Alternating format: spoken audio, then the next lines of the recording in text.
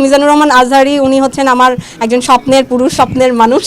উনি খুব ব্যক্তি, বিশ্বজয়ী কোরআনের হাফেজ। নাম বলবো না, নাম তার ডট ডট আলো মাগি। জামাই বাড়ি গেলে এক উষ্টায় নিব আর এক উষ্টায় আবার দিয়া যাইব। তো যারা আমাকে প্রপোজ করেছেন তাদের জন্য অনেক ভালোবাসা, আর যারা এখনো লিস্টে আছেন প্রপোজের তাদের জন্য আমার অনেক ভালোবাসা। অনেক ওনার আসলে রাজনীতির সাথে কোরআনের কোনো সম্পর্ক নাই। 5 ওয়াক্ত নামাজ পড়ি, আমার হাজবেন্ড 5 ওয়াক্ত নামাজ পড়বে, এটি তো আমার চাও থাকবে একজন মুসলিম মেয়ে হিসাবে। মুফতি মাওলানা অনেক প্রমিনেন্ট পার্সনরা আমাকে নক দিয়েছে, সরাসরি প্রপোজ করেছে। কি হঠাৎ করে ডিভোর্স দিল, তার মাত্র 2 থেকে 3 মাস পর আমরা দেখলাম যে সম্ভবত 2-3 মাসই নাকি আরো সময়টা দিক হবে, হঠাৎ করে কলকাতার নির্মাতা সৃজিত মুখোপাধ্যায়ের সাথে তার বিয়ের খবর আমরা দেখলাম। দেখেন, এই কোরআন কারীম সূরা হজ আল্লাহ 41 নম্বর আয়াতে বলেছেন, আল্লাযীনা ইম্মাক্কান্নাহুম ফিল আরদি আকামুস সালাহ ওয়া আতাউয যাকাহ ওয়া আমারু বিল মারুফ ওয়া নাহাউ আনিল মুনকার ওয়ালিল্লাহি আকিবাতুল উমুর। যদি আমি মুহাম্মদ সাল্লাল্লাহু আলাইহি ওয়াসাল্লামের ঈমানদার উম্মতদেরকে রাষ্ট্র ক্ষমতার মালিক বানাই, তারা নামাজ প্রতিষ্ঠা করবে, যাকাত আদায় করবে, সৎ কাজে আদেশ করবে, অসৎ কাজে নিষেধ করবে। আমাদের ভাবি প্লাস বৌদি ভাবি, এখন তিনি আবার ভাবিতেই খুব সম্ভবত রিটার্ন হয়ে আসছেন, তবে কার ঘরের বউ হবেন সেটা আমরা জানি না। আসসালামু আলাইকুম ওয়া রাহমাতুল্লাহি ওয়া বারাকাতুহু। প্রিয় দর্শক, আপনারা সবাই কেমন আছেন? আশা করি সবাই ভালো আছেন এবং সুস্থ আছেন। যারা দেশ এবং দেশের বাইরে থেকে ভিডিওটি ফেলে করছেন তাদেরকে অসংখ্য ধন্যবাদ। প্রিয় দর্শক, আজকে আপনাদের মাঝে বাংলাদেশের নতুন কিছু ভাইরাল বিষয় নিয়ে ভিডিও নিয়ে আপনাদের মাঝে উপস্থিত হয়েছি। প্রিয় দর্শক, দেখেন এক নায়িকা কি বলল। ডক্টর মিজানুর রহমান আজহারি বলে তার স্বপ্নের পুরুষ এমন এক নেতা, বিএনপির নেতা মির্জা ফখরুল ইসলাম আলমগীর, সে বলছে কোরআনে কোনো রাজনীতি নেই, কোরআন ভিন্ন জিনিস, রাজনীতি ভিন্ন জিনিস। খফিসটা এই শয়তানদের চলুন একটু সাইজ করে আসি। মিজানুর রহমান আজহারি, আর তারপরে যদি কাউকে ভালো লাগে সেটা হচ্ছে হাফেজ নাজমুস সাকিব। অফকোর্স মিজানুর রহমান আজহারি উনি হচ্ছেন আমার একজন স্বপ্নের পুরুষ, স্বপ্নের মানুষ। উনি খুব ভালো মানুষ। ওনার আসলে ওনার মতো এমন ভাই পাওয়াটা অনেক ভাগ্যের ব্যাপার। আমার আপন কোনো ভাই নেই। আমার ভাই হলে আমি আশা করবো যে ওনাকে মিজানুর রহমান আজহারির মতো করে হচ্ছে গিয়ে বানাতাম। মানে আমি ওনার বয়ান বা ওনার কোনো কিছু আমি মিস করি না। আর এরপরে যিনি আসেন নাজমুস সাকিব, ওনাকে আমার খুব ভালো লাগে। উনিও হচ্ছে বিশ্বজয়ী কোরআনের হাফেজ। আমি 5 ওয়াক্ত নামাজ পড়ি, আমার হাজবেন্ড 5 ওয়াক্ত নামাজ পড়বে, এটি তো আমার চাও থাকবে একজন মুসলিম মেয়ে হিসাবে। মুফতি মাওলানা অনেক প্রমিনেন্ট পার্সনরা আমাকে নক দিয়েছে, সরাসরি প্রপোজ করেছে। সো যারা আমাকে প্রপোজ করেছেন তাদের জন্য অনেক ভালোবাসা, আর যারা এখনো লিস্টে আছেন প্রপোজের তাদের জন্য আমার অনেক ভালোবাসা। অনেকের মাধ্যমে এবং মেসেঞ্জারে সবচেয়ে বেশি, বিকজ যেহেতু ফেসবুক এখন একটা বড় প্ল্যাটফর্ম, এটার মধ্যে ইজিলি সবাই সবার সাথে কানেক্ট হতে পারে। হ্যাঁ, প্রপোজ করেছিল বলতে নাম বলা যাবে না, তবে খুব ফেমাস একজন ব্যক্তি, বিশ্বজয়ী কোরআনের হাফেজ। নাম বলবো না, নাম তার ডট ডট ডট। সো উনি আমাকে অনেক পছন্দ করেন, অনেক ভালোবাসেন। আমি আপনার ভালোবাসাকে অবশ্যই অ্যাকসেপ্ট করেছি, বাট যদি রিজিকে থাকে ইনশাল্লাহ, আমি জানি না কার সাথে আমার বিয়ে হবে, তবে সামথিং। আমি প্রিয়াঙ্কা, আমি একটা মেয়ে, আমি একটু রোমান্টিক, বাট অনেকে থাকে অনেক হট, অনেকে থাকে অনেক দুর্বল, নরম, অনেকে সফট, কোয়াইট মাইন্ডেড। তো আসলে ধার্মিকের কোনো শেষ নাই। আমরা যত আমল করবো ততই আমরা আরও বেশি আমলদারি বা আমরা অনেক ধার্মিক হব। সো ওইটা আসলে মেইন বিষয় না। যতই আমি লটর ফটর ঘটর করি না কেন, যার সাথে যার জোড়া লেখা আছে তার সাথেই আমার হবে।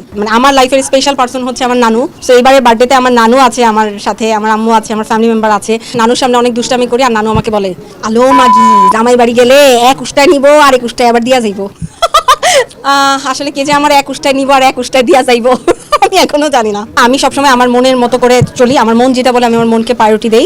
নারী উদ্যোক্তা হিসাবে আমি এই 2025 সালে নিজেকে সবার সামনে তুলে ধরবো। এর পাশাপাশি পরিকল্পনা, আমি আমার পড়াটা চালিয়ে যাব, হাফিজি পড়া, আর হচ্ছে গিয়ে আমি আমার ভালো কাজকর্মগুলো চালিয়ে যাব, আর সবার সাথে মিলেমিশে থাকবো। হ্যাঁ, কারো তো সাপোর্ট লাগেই, তবে আমার লাইফের সবচেয়ে বড় সাপোর্ট একজন আছেন, নাম বলবো না তার। So thank you so much. আমি জানি এই ভিডিওটা আপনি দেখবেন এবং আপনাকে অনেক ধন্যবাদ। আপনার এই সাপোর্টের জন্য আজকে আমি হাফিজি লাইনে পড়া পড়তে পারছি। এক নেতা বলেছে রাজনীতির সাথে কোরআনের কোনো সম্পর্ক নাই। এই নেতারই যদি জিজ্ঞেস করেন সূরা ফাতিহার তরজমা কি, ওর কিন্তু মাস্টার স্ট্রোক করবে।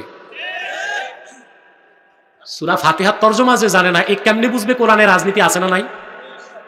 এখন কি আমি প্রমাণ দিব কোরআন শরীফ থেকে? দেখেন, এই কোরআন কারীম সূরা হজ আল্লাহ 41 নম্বর আয়াতে বলেছেন, আল্লাযীনা ইম্মাক্কান্নাহুম ফিল আরদি আকামুস সালাহ ওয়া আতাউয যাকাহ ওয়া আমারু বিল মারুফ ওয়া নাহাউ আনিল মুনকার ওয়ালিল্লাহি আকিবাতুল উমুর। যদি আমি মুহাম্মদ সাল্লাল্লাহু আলাইহি ওয়াসাল্লামের ঈমানদার উম্মতদেরকে রাষ্ট্র ক্ষমতার মালিক বানাই, তারা নামাজ প্রতিষ্ঠা করবে, যাকাত আদায় করবে, সৎ কাজে আদেশ করবে, অসৎ কাজে নিষেধ করবে। তা আপনি রাজনীতি করবেন না, রাষ্ট্র ক্ষমতায় যাবেন কেমনে? কথা বলেন, সম্ভব? আল্লাহ তো মুসলিমদেরকে রাষ্ট্র ক্ষমতায় যাওয়া আর কোরআনের বিধান দিয়ে রাষ্ট্র চালানো অবিসম্ভাবী ফরজ করে দিয়েছেন। এই জন্য ইসলামের রাজনীতিকে যে অস্বীকার করবে সে কাফের হয়ে যাবে। সমস্ত ওলামায়ে কেরাম একমত, আসিয়াসাতুল ইসলামিয়া জুজউল ইসলাম আল্লাযী লা ইয়াতাজাজ্জাউ। ইসলামী রাজনীতি ইসলামের অংশ, ইসলাম থেকে তা আলাদা করা যাবে না, তবে সেটা খেলাফতের পদ্ধতিতে।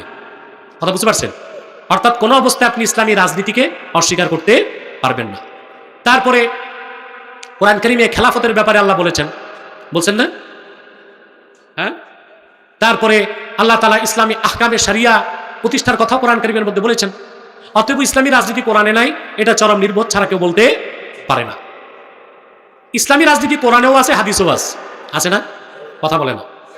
মুসলিম শরীফের হাদিস, রাসূল করিম সাল্লাল্লাহু আলাইহি ওয়াসাল্লাম ইরশাদ করেছেন, সহিহ মুসলিমের হাদিস, কানা বানু ইসরাঈল তাসুসুহুমুল আম্বিয়া কুল্লামা হালাকা নাবিয়্যুন খালাফাহু নবী ফাইন্নাহু লা নাবিয়্যা বাদি ফাসায়াকুনু খুলাফা।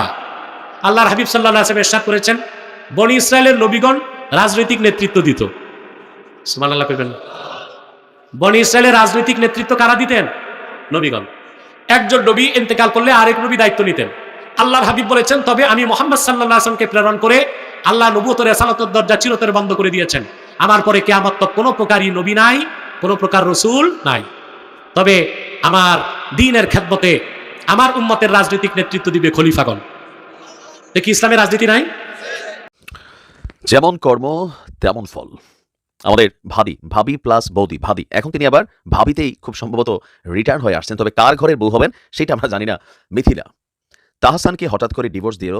তার মাত্র 2 থেকে 3 মাস পর আমরা দেখলাম যে সম্ভবত 2-3 মাসই নাকি আর সময়টা দিক সেদিক হবে, হঠাৎ করে কলকাতার নির্মাতা সৃজিত মুখোপাধ্যায়ের সাথে তার বিয়ের খবর আমরা দেখলাম। তারপর দেখলাম দুজনের মধ্যে প্রেম ভালোবাসা ভালোই চলছিল, সংসারও ভালোই হচ্ছিল, খুবই নায়িকা ফাইকা হবেন এরকম চিন্তা ভাবনা ছিল।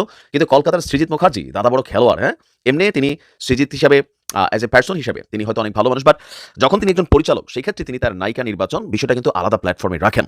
সৃজিতকে বিয়ে করার পিছনে অভিনেত্রী মিথিলার যে মিশন ছিল সেই মিশন ধসে গেছে। একদিকে যখন তাহসান এবং রোজা কি বলা হয় যে আপনার হানিমুনে গিয়ে নিজেদের ছবি দিচ্ছেন, যা দেখে বেলালেরও কিছুটা কষ্ট হচ্ছে, তবে এর মাঝখানে মিথিলার কলিজা ভেঙে দিয়েছে সৃজিত মুখার্জি।